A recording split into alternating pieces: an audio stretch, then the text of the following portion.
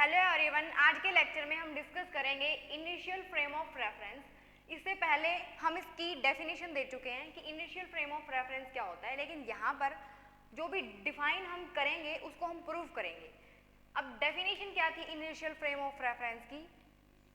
The frame of reference in which Newton's law hold, उसको हम बोलेंगे initial frame of reference in which Newton's law hold, उसको हम बोलते हैं इनिशियल फ्रेम ऑफ रेफरेंस। या फिर इसकी एक डेफिनेशन और लिखते हैं हम, जिसको हम प्रूव करेंगे। ये प्रूफ नहीं करेंगे हम यहाँ पर कि जिसमें न्यूटन्स लॉ होल्ड होंगे वो इनिशियल फ्रेम ऑफ रेफरेंस है, ये अंडरस्टूड है हमें। अब हम प्रूफ क्या करेंगे, इसी की और एक डेफिनेशन लिखते हैं हम, और वो डेफिनेशन क्या होती है कि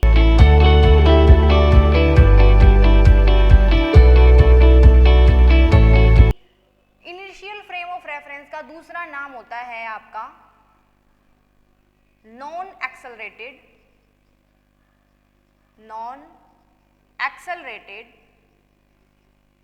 फ्रेम ऑफ रेफरेंस।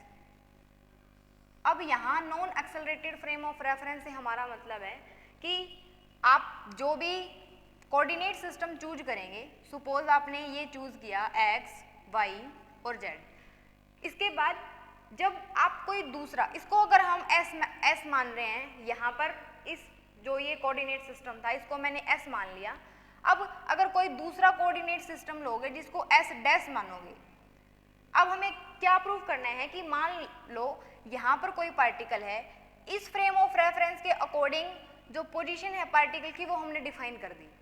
अब वो डिफाइन करने के बाद हमने s डैश में उसकी पोजीशन को डिफाइन किया। देन अगर हमें पोजीशन पता है तो हम क्या निकाल सकते हैं, वेलोसिटी निकाल सकते हैं, उसके बाद उसके एक्सेलरेशन निकाल सकते हैं। उसके बाद हम प्रूव करेंगे कि अगर हम s में बात कर रहे हैं या फिर s डैश, किसी भी फ्रेम ऑफ रेफरेंस में बात कर रहे हैं या फिर कोई भी ऑब्जर्वर ले रहे हैं हम, तो एक्सेलरेशन आपकी कांस्टेंट आएगी। अब यहाँ पर एक्सेलरेशन कांस्टेंट मतलब हम ये भी बोल सकते हैं कि नॉन एक्सेलरेटेड मतलब वो मूव नहीं कर रहा है, जो भी आपने फ्रेम ऑफ रेफरेंस लिया है, जो भी कोऑर्डिनेट सिस्टम लिया है वो मूव नहीं कर रहा है, ये भी है। और इसी में हम ये भी लिख सकते हैं, फर्स्ट हमने क्या बोला, या तो वो रेस्ट में है या फिर और में, रेस्ट को एक तरीके से और भी लिख सकते हैं हम, या तो फिर वो यूनिफॉर्म वेलोसिटी से मूव कर रहा है।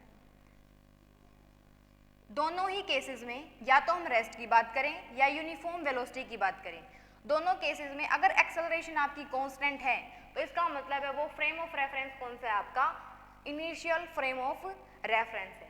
इनिशियल फ्रेम ऑफ रेफरेंस को नॉन एक्सेलरेटेड बोल दिया, इसका मतलब है एक्सेलरेशन क्या है, कांस्टेंट है। मतलब जो भी आपके फ्रेम है या तो वो बिल्कुल रेस्ट में है या फिर यूनिफॉर्म वेलोसिटी से मूव कर रहे हैं। किस तरीके से, जितनी वेलोसिटी से ये मूव कर रहा है उतनी ही वेलोसिटी से ये मूव कर रहा है, दोनों में कोई डिफरेंस नहीं है, दोनों यूनिफॉर्मली क्या करेंगे, मूव करेंगे। उसको आप क्या बोलते हैं, non accelerated frame of reference. अब हमें ये पता है कि एक्सेलरेशन कांस्टेंट है, ये हमने डेफिनेशन से बताया। अब हम इसको प्रूव करेंगे कि कैसे हम बोल रहे हैं कि इनिशियल फ्रेम ऑफ रेफरेंस में जो एक्सेलरेशन है वो कांस्टेंट आती है। तो इसको प्रूव करने के लिए हम यहाँ पर दो फ्रेम ऑफ रेफरेंस चूज करेंगे। दो फ्रेम ऑफ रेफरेंस कैसे चूज करेंगे, यहाँ पर सबसे पहले हम डायग्राम बनाते हैं। डायग्राम क्या रिप्रेजेंट करेगा आपका, डायग्राम में हमें रिप्रेजेंट करना है, एक पार्टिकल लेंगे P। अब यहाँ पर सपोज ये x है, ये y है, ये z है। ये हमने, ये जो फ्रेम ऑफ रेफरेंस है या फिर सेट ऑफ कोऑर्डिनेट है, इसको हमने मान लिया कि ये s है। अब यहाँ पर मान लो पार्टिकल कौन सा है, P पार्टिकल है। अब ऑलवेज मेजरमेंट हम कहाँ से करते हैं, ओरिजिन से करते हैं। ओरिजिन से P तक मान लेते हैं कि ये आपका R है, ठीक है।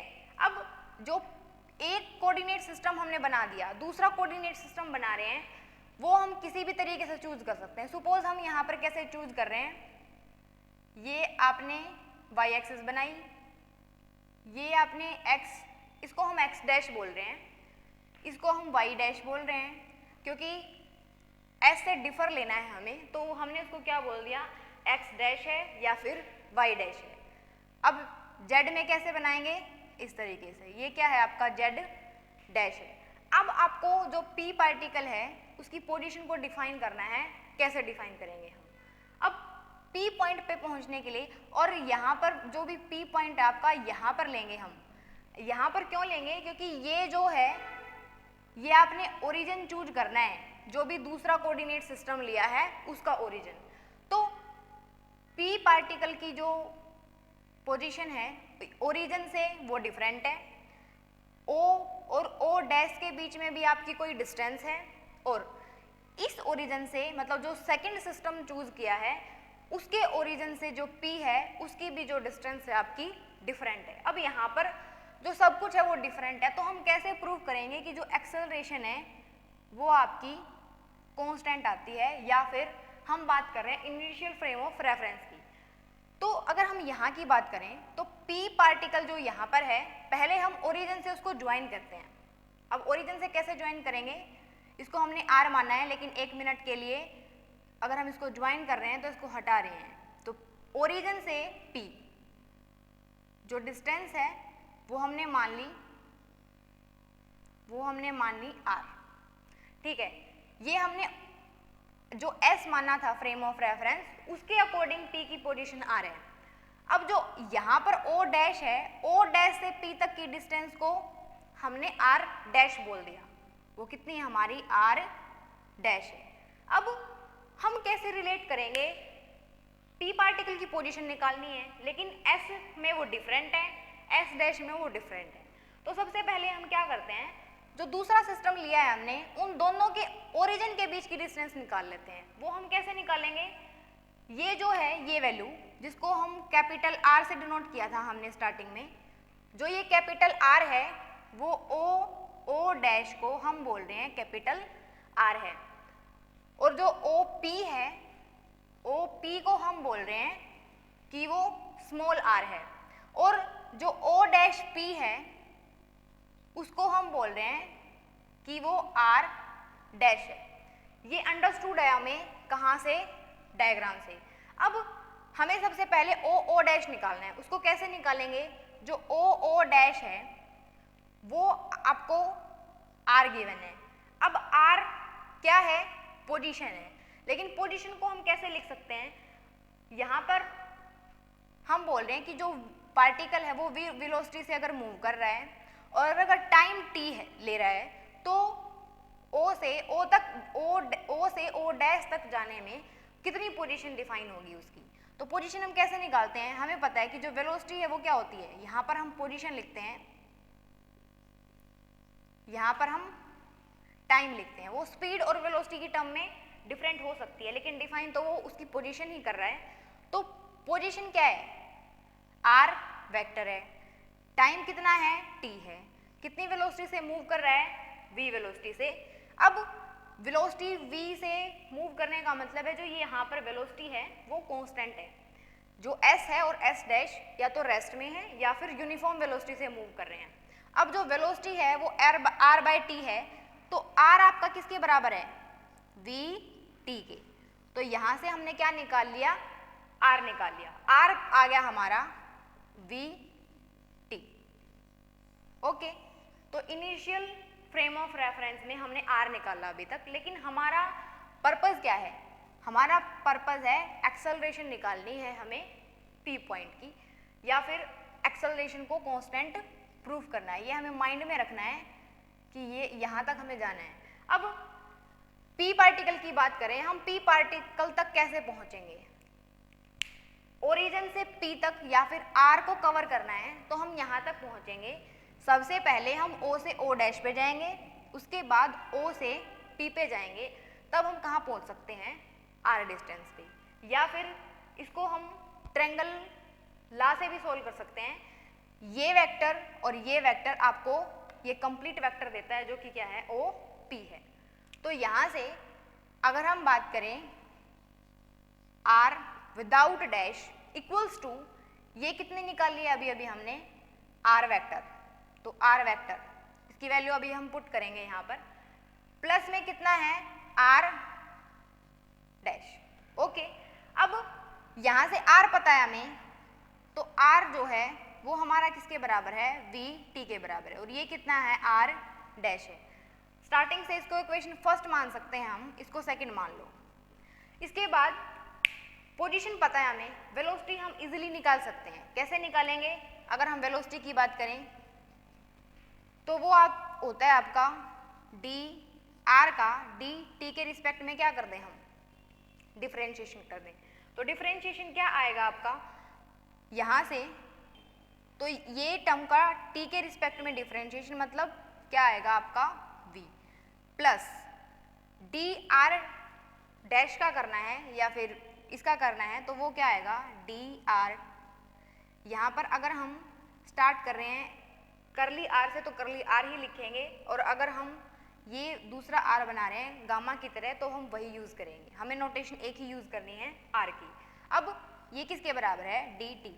हमें वेलोसिटी चाहिए थी किसकी, दूसरे फ्रेम ऑफ रेफरेंस में, जिसको हम एस डैश नाम दे सकते हैं। एस डैश में अब वेलोसिटी किसके बराबर आएगी, अब ये कंप्लीट वेलोसिटी हमें पता है, लेकिन हमें किस में चाहिए, दूसरे फ्रेम ऑफ रेफरेंस में जानना चाहते हैं हम कि पोजीशन क्या है पी की।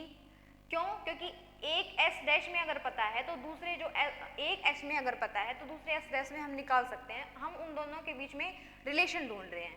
अब इसके बाद ये अगर हमें चाहिए है कि दूसरे फ्रेम ऑफ रेफरेंस में वेलोसिटी कितनी है, तो वो आपकी कितनी आएगी। इस टर्म को अगर हम इधर रखें तो v आपका इधर आ जाएगा, तो रीअरेंज करके हम क्या कर सकते हैं, या फिर इसको ऐसे लिख दो d, या फिर हम इसको ऐसे भी कर सकते थे, पहले ही हम r डैश को बाहर निकाल लें तब डिफरेंशिएशन कर दें, तब भी हमारा उसी तरीके से आएगा। कैसे, दूसरे तरीके से कैसे कर सकते हैं, अगर r डैश की वैल्यू चाहिए तो वो किसके बराबर आएगी, r माइनस वी टी।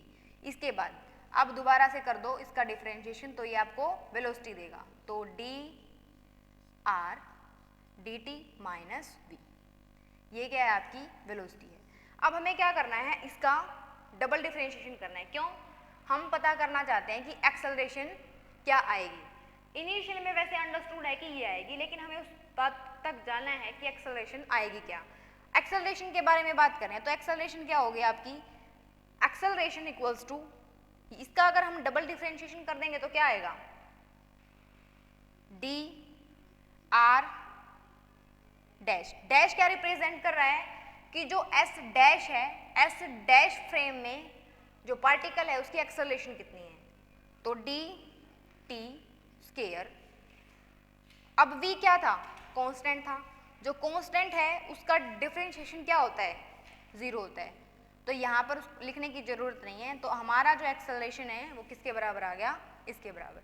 अब ये जो एक्सेलरेशन है आपकी वो क्या आएगी, कांस्टेंट, यानी कि जो r है किस पे डिपेंड कर रहा है, यहाँ पे जो r है वो आपका एक्सेलरेशन है, मतलब जो स्केयर है वो रिप्रेजेंट कर रहा है एक्सेलरेशन को। तो अल्टीमेटली हम लास्ट में क्या बोल सकते हैं, जो हमने यहाँ पर एक्सेलरेशन निकाला है वो एक्सेलरेशन हमने यहाँ पे तो डिफरेंशिएशन कर दिया। अगर इसका करेंगे तो यहाँ पर हमने डैश लिखा है, इसको हम दोबारा लिख रहे हैं। दोबारा कैसे लिखेंगे इसको, D R dash D T square. हमें पता है ये एक्सेलरेशन है, लेकिन कौन से फ्रेम में एक्सेलरेशन है, ये विदाउट यहाँ पर ये डैश के साथ है। अब इसका करेंगे तो ये किसके बराबर आएगी, D R D T square. ये जो एक्सेलरेशन है वो कौन से फ्रेम में है, विदाउट डैश वो एस में है, डैश वाली कौन से में है, एस डैश में है, लेकिन दोनों क्या हैं, इक्वल हैं।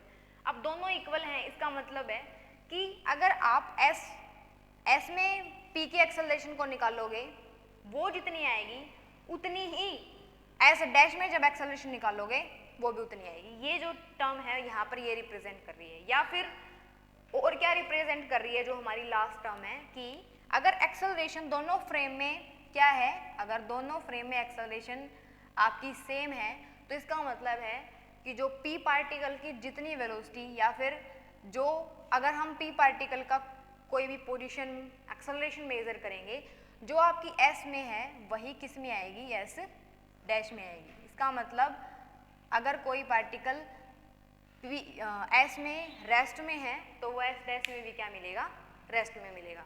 और अगर एस में यूनिफॉर्म वेलोसिटी से मूव कर रहा था तो एस डैश में भी क्या मिलेगा, यूनिफॉर्म वेलोसिटी से मूव करेगा। तो ये था आपका इनिशियल फ्रेम ऑफ रेफरेंस।